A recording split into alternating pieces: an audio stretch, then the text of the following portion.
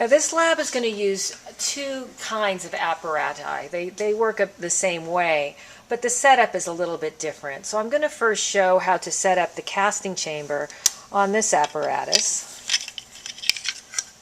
And what I want you to see is that there are these dams that go on the end. So I'm going to apply one to one end.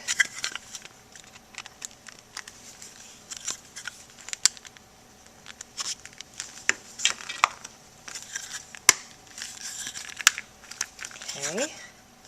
And then I'm going to apply the other one to the other end.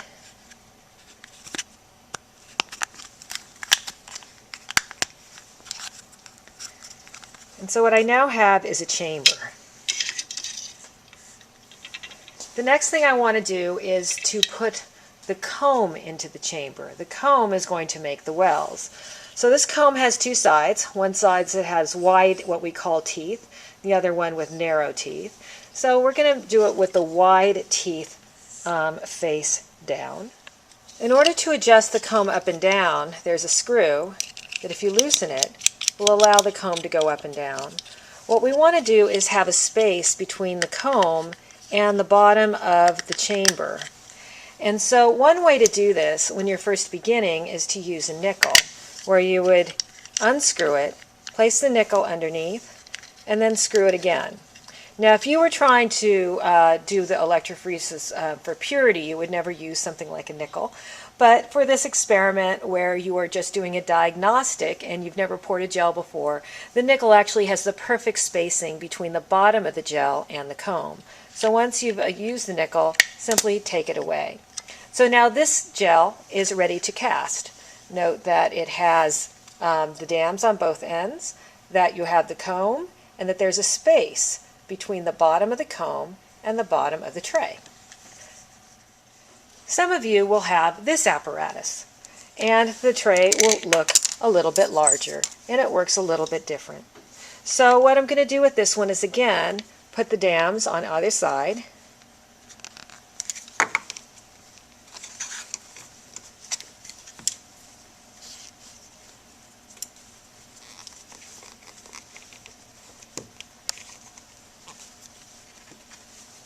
Okay. So that we have a chamber. And this comb works a little bit differently. There are simply notches.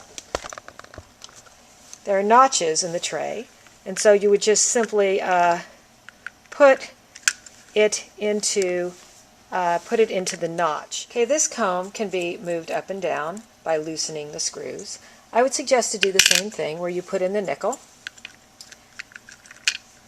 put in the comb, and finger tighten. I'm holding it in position. These are not nearly as easy to tighten as the other one. And hopefully, yep, we now have the appropriate distance from the bottom of the tray.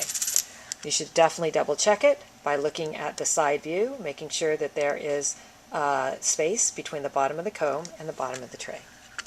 So now we have the second gel tray done. In order to actually cast your gel, you are going to need your melted agar. Give it a gentle stir. You can actually do this when it's still pretty hot. At this point, I can touch it without hurting myself. But all I'm going to do is put this someplace where it will not be disturbed and pour all of the agar into the tray. Now, if you have any bubbles, you can always use the pipette tip to poke the bubbles and to pop them. At this point, it needs to sit until it solidifies.